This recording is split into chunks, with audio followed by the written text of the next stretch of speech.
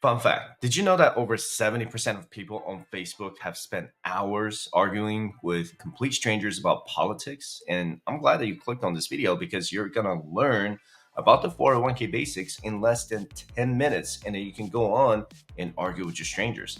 And we're no longer strangers after you finish watching this video. So you don't need to argue with me in the comment section. But anyway, so if you're ever confused about your 401k and how anything works inside your 401k, you've come to the right place. Let me first show you the basics of how a 401k works and why it's beneficial. You need to first understand the differences between contributions, conversions, and rollovers. There are no income limits to the 401k.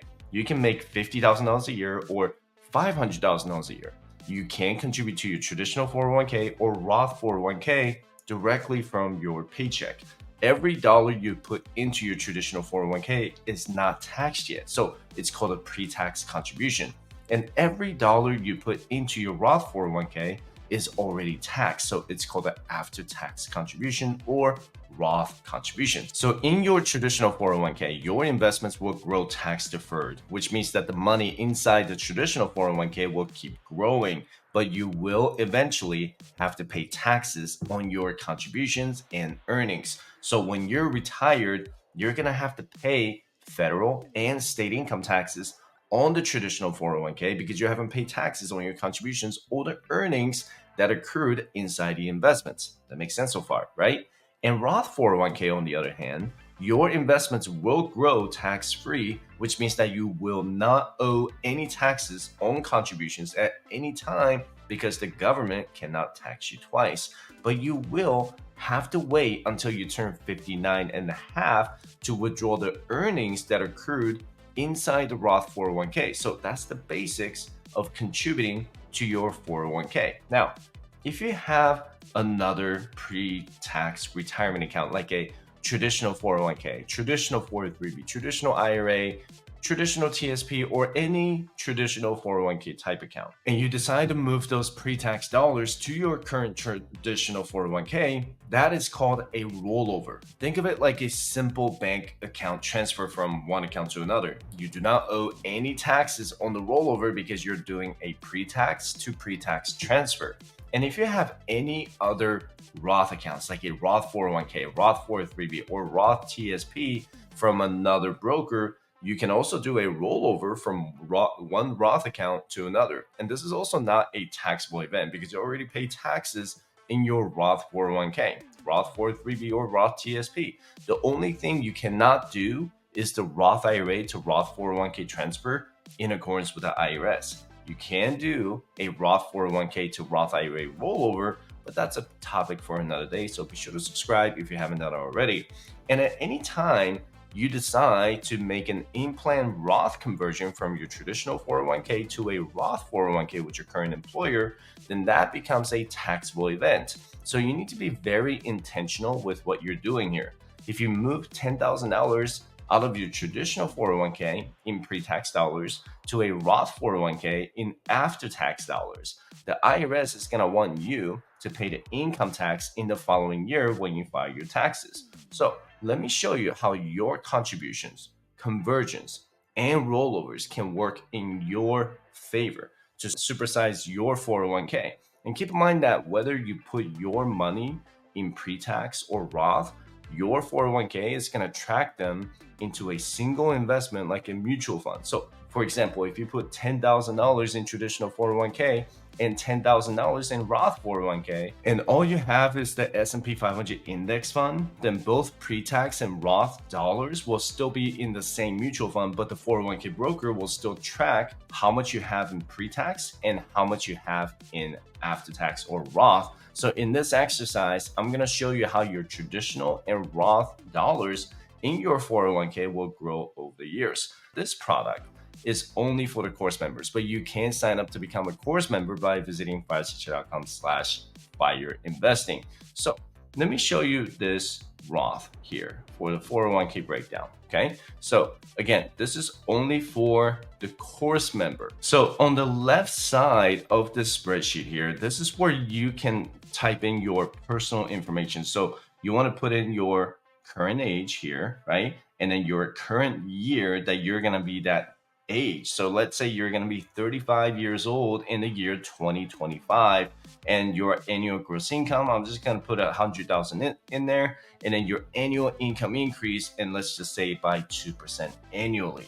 So at the bottom, you're going to see that 35 is going to be automatically inputted at the bottom here. So if I adjust it to 36, you see how the numbers will just change up here. And then when you hit 45, you see how the 55 is going to be highlighted. And then if I put 55 here, it's already going to be highlighted in yellow. And then 60 is going to be highlighted in blue here. Okay, that makes sense so far. I'm just going to put 35 here for the year 2025. And then it's going to automatically calculate what your contribution rate is going to be. So here's where you're going to have to go. Okay, so the blue tab here is going to be all pre-tax or traditional 401k here. So right here, you're going to put your current traditional balance. You can go to the 401k website, and that's where you can find out how much of your money is in pre-tax dollars and how much of that money in your 401k is in Roth. So you want to put that in there and then look at your pre-tax contribution rate. And let's just say for this fun exercise, you have $50,000 in your traditional 401k. And right now, the maximum contribution limit is $23,500. And then for the age 50 and above, the catch-up contribution limit is $7,500. And for this exercise, I'm just going to say that your employer contribution rate is 5%. So treat that like a bonus that's coming into your 401k. So if you contribute, let's say 5% Roth, you're going to get 5% traditional or Roth, if you elect to do so, into the employer portion of the 401k.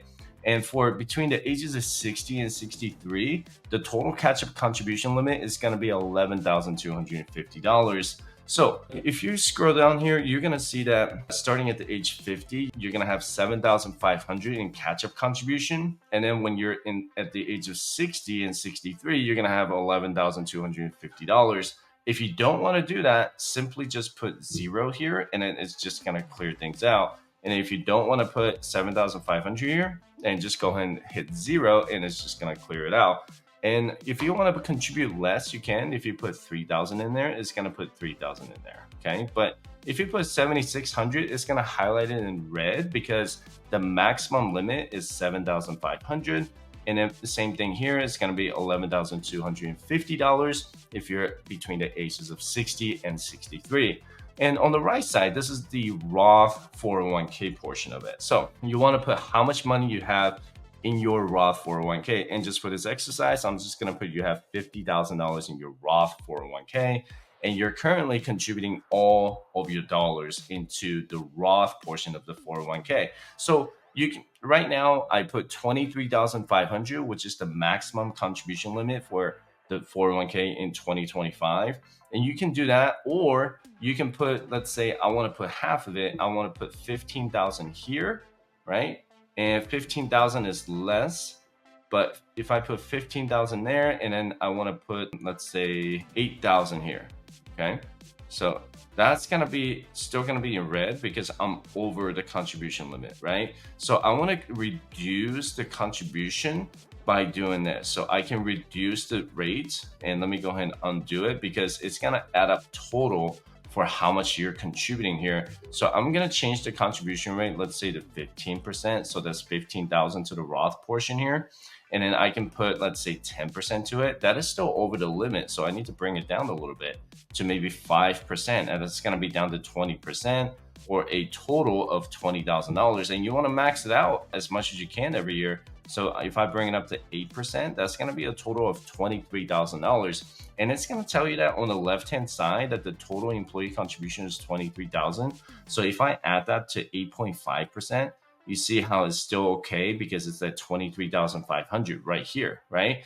But if I add it to maybe, let's say 9% here, now it's showing red, or you're over the contribution limit. So that's how you can kind of play around the numbers with this calculation. And as a course member, you can do this and just kind of calculate between the traditional and Roth 401k, okay? So let's just say for this exercise, you're gonna do 23.5% to the Roth contribution here. And then over here, I'm going to put 0%. And then you're not putting anything into the traditional side, but you are putting 5%, or rather your employer is putting 5% into the traditional portion of your 401k.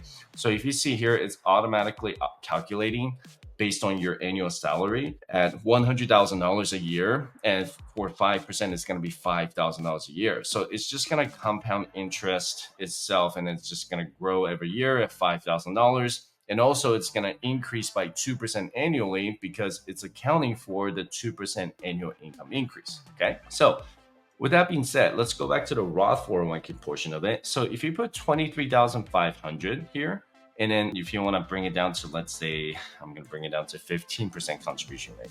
So you're contributing $15,000 a year. And then you look at your 8% average annual return. That's pretty, it's okay. It's not too conservative, but you can put 7% if you want to, if you think that's going to be the year-to-date portfolio return. And then the future return, you can make it 7% as well. And that kind of gives you a prediction of how much your 401k is going to grow. And keep in mind that, obviously it's going to depend on how the future market performs. And the future performances obviously are not predictable, and you never know how that's going to unfold.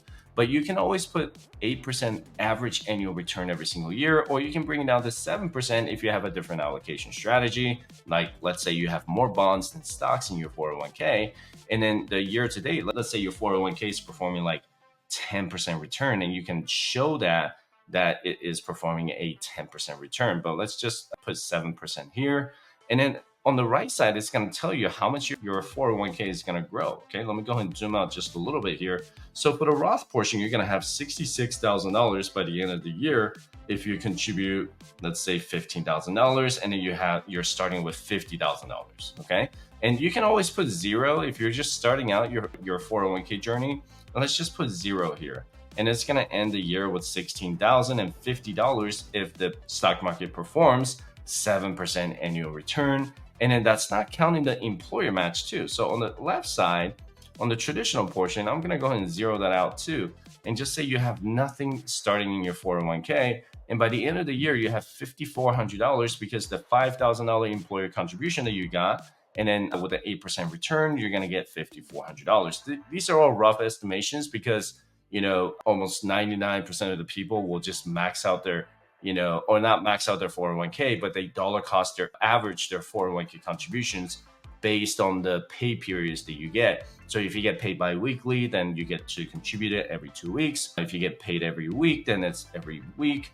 And if you get paid monthly, then the 401k gets contributed every month. Now, on the left-hand side, this is where you get to see the ending balance for the 401k.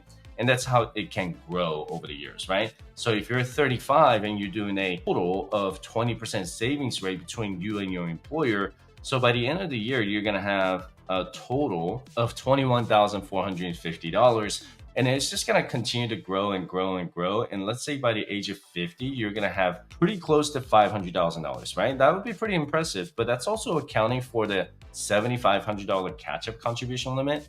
And so if you're over the age of 50, you put that 7,500, or you can zero it out like I showed you earlier. You can put it there. And if you want to do the catch-up contribution in Roth, just make sure you put it on the right side where it says employer contribution, and then make sure you zero that out on the left-hand side for the pre-tax. And that's how you can kind of figure it out. So what do you think is better? Investing $500 a month, making 10% return, or investing $1,000 a month, making a 7% return on investment? You can't figure out how much you can invest without a budget. There's no way around it. I personally tested out the budgeting app called YNAB, and it's not just an app that can track your income and expenses, but it can even help you create a plan to pay down your student loans, car loans, personal loans, or credit cards a lot faster. So if you're ready to change your life by getting out of the paycheck to paycheck cycle, you can get a free trial without any credit card information by using the link in the description below.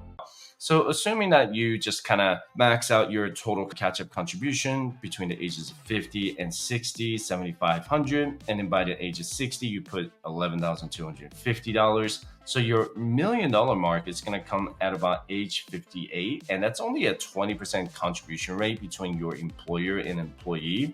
And the reason why 55 is highlighted here because of the rule of 55, because you can actually quit, get fired or retire from your job and start taking money out of the traditional 401k penalty free.